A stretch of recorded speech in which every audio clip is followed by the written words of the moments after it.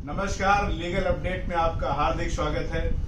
हम कानून के हर पहलू से आपको रूबरू कराने की भरसक प्रयास और भरपूर कोशिश कर रहे हैं। इसी क्रम में आज हमारी यात्रा फिर से रात में पहुंच चुकी है सज्जाद सर के चैम्बर पर, और आज सज्जाद सर से हमारा प्रश्न एंटीसिपेटरी बेल से संबंधित है, जिसे हिंदी में अग्रिम जमानत कहते हैं।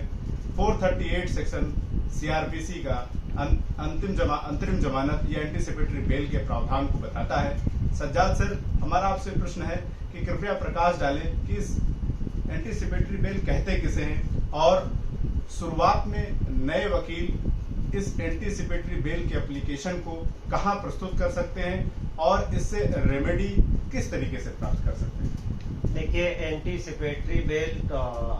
एंटीसिपेटरी बेल जब कोई भी एफआईआर या किसी के खिलाफ कोई कॉग्निजेबल ऑफेंस में एफआईआर दर्ज हो जाती है। एफआईआर दर्ज होने के बाद पुलिस उसको अरेस्ट करने की कोशिश करती है, तो सीआरपीसी के प्रोविजन में 438 में ये प्रोवाइड है कि अगर किसी के खिलाफ एफआईआर दर्ज है तो वो सेशन कोर्ट में या हाई कोर्ट में अपनी जमानत के लिए एप्लीकेशन फाइल कर सकता है।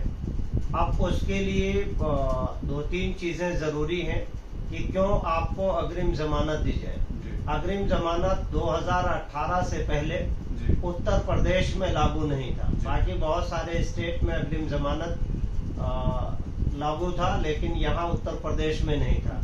Sushila Agarwal versus state of Delhi के जजमेंट के बाद में उत्तर प्रदेश में उसका इनेक्टमेंट हुआ और लागू हुआ।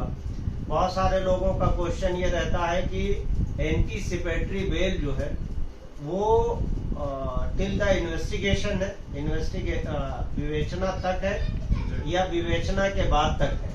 तो बहुत सुशीला अग्रवाल में सुप्रीम कोर्ट ने कहा कि वो इन्वेस्टिगेशन तक भी है और investigation till the end of trial है, यानी बेल जिस कंडीशन पे कोर्ट देगी वहां तक रहेगा। उसके स्कोप को क्लियर कर दिया है। सिद्धार्थ में कोर्ट ने, लखनऊ बेंच ने क्लियर कर दिया है। इलाहाबाद ने आदिल वर्सेज स्टेट में क्लियर कर दिया है कि trial till the end of trial है, bail end of the trial है, उसमें किसी भी लिमिटेशन की जरूरत नहीं है। बस उसके लिए ये कहा है कि आप इन्वेस्टिगेशन में और ट्रायल में कोऑपरेट करेंगे और सहयोग करेंगे। जो भी अप्रीहेंडिंग अरेस्ट है, जिनको बेल मिल रही है, तो वो उसको कोऑपरेट करेंगे। उसमें इन्वेस्टिगेशन के बीच में है तो, और ट्रायल है तो ट्रायल के बीच में। कुछ दर्शकों का हमारा प्रश्न ये भी था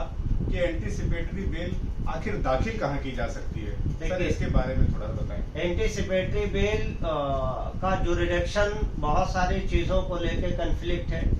अगर मैं उसको ऑल ओवर रिसर्च व्यू में कहूँ कि ये दाखिल, सपोज कीजिए कि लखनऊ के गोमती नगर में अगर एफआईआर दर्ज है और आपको उत्तर प्रदेश में कहीं भी सरेंडर करने में या बेल दाखिल करने में प्रॉब्लम हो रही है, क्योंकि एंटीसिपेटरी में एक्यूज का अपीयर भी होना एक्ट में लिखा है और थ्रू काउंसिल भी बहुत सी कोर्टें मानती हैं वो हो सकती हैं। इसलिए अगर आपका अपीयरेंस हो तो एक पुलिस स्टेशन से दूसरे पुलिस स्टेशन का लिंकअप होता है और हर कोर्ट में वहां पे कोई ना कोई उस कोर्ट का पैरोकार होता है, तो उसमें डायरेक्ट अरेस्ट होने का डर रहता है। तो अगर कोई अपराध उत्तर प्रदेश में है और वो ये चाहता है कि हम दिल्ली में एंटीसिपेटरी फाइल कर करके और वहां से एंटीसिपेटरी लेकर के आए ताकि हम उत्तर प्रदेश में गोमती नगर में बयान दर्ज कराने जाएं तो हमारी अरेस्टिंग ना हो, तो वहां से वो जैसे यहाँ घटना हुई किसी चीज की और एक्यूज आउट ऑफ स्टेट है, अगर पुलिस वहां से पकड़ के लाती है तो वहां के नियरेस्ट मजिस्ट्रेट से ट्रांजिट रिमांड पे लेके आती है।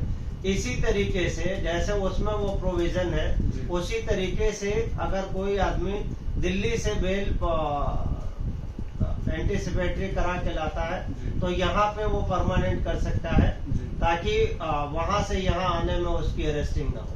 अब रही बात कि वो एंटीसिपेटरी हिंदुस्तान की किसी भी अदालत में फाइल हो सकती है। इसीलिए जो गाइडलाइन दी गई है और इलाहाबाद हाई कोर्ट ने जो नोटिफिकेशन दिया है कि ये आपकी पहली अग्रिम जमानत आवेदन है, इससे पहले आपने लखनऊ बेंच में किया या डिस्ट्रिक्ट कोर्ट में कहीं किया है कि नहीं किया है, उसके कॉलम 4 में और 3 में डिफाइन करने के लिए कहा गया। किस सेक्शन और एफआईआर में अप्रीहेंडिंग कर रहे हैं उसका डिटेल 1 पैराग्राफ से 5 पैराग्राफ मेंशन करने के लिए स्पेशली कहा गया। तो एंटीसिपेटरी बेल अगर आप अप्रीहेंड कर रहे हैं तो घटना कहीं की हो, आप पूरे हिंदुस्तान में कहीं पे भी फाइल कर सकते हैं, उसका स्कोप अनलिमिटेड है। आप कहीं भी दाखिल करें उसमें कोई प्रॉब्लम नहीं होनी चाहिए। धन्यवाद सर, आपने एंटीसिपेटरी बेल के बारे में एक जागरूकता प्रदान करी, खासकर उन नए जूनियर वकीलों को जिनको ये मौका मिलता है कि वो एंटीसिपेटरी बेल को ड्राफ्ट करें और अपने सीनियर के गाइडेंस में उसे दाखिल करें। इन्हीं सब टॉपिक्स पर जो आम जनमानस के लिए कानून के संबंधित है बहुत आवश्यक है। हमारा उद्देश्य है लीगल अपडेट का कि हम लगातार कानून के प्रति जागरूकता समाज में प्रचारित और प्रसारित करें। एक नए टॉपिक के साथ कल हम फिर से प्रस्तुत होंगे सज्जाद सर के साथ, एक लंबे अनुभव और एक लंबे कठिन परिश्रम करके जिन्होंने अपना एक नया आयाम बनाया है, उस नए आयाम से फिर कुछ सीखने को मिलेगा। इसी आशा में हम फिर से आपको नमस्कार करते हैं। डिस्क्रिप्शन बॉक्स में हमारा नंबर दिया हुआ है, आप उससे संपर्क कर सकते हैं। हमने अपनी ईमेल आईडी भी आपको प्रोवाइड कराई रखी है। आपका अगर किसी प्रकार की क्वेरी है, प्रश्न है, तो आप वहां पर हमसे पूछ सकते हैं। समयानुसार आपको जवाब दिया जाएगा। लीगल अपडेट के चैनल को सब्सक्राइब करें, नोटिफिकेशन वाला बटन दबाना न भूलें। नमस्कार, थैंक यू।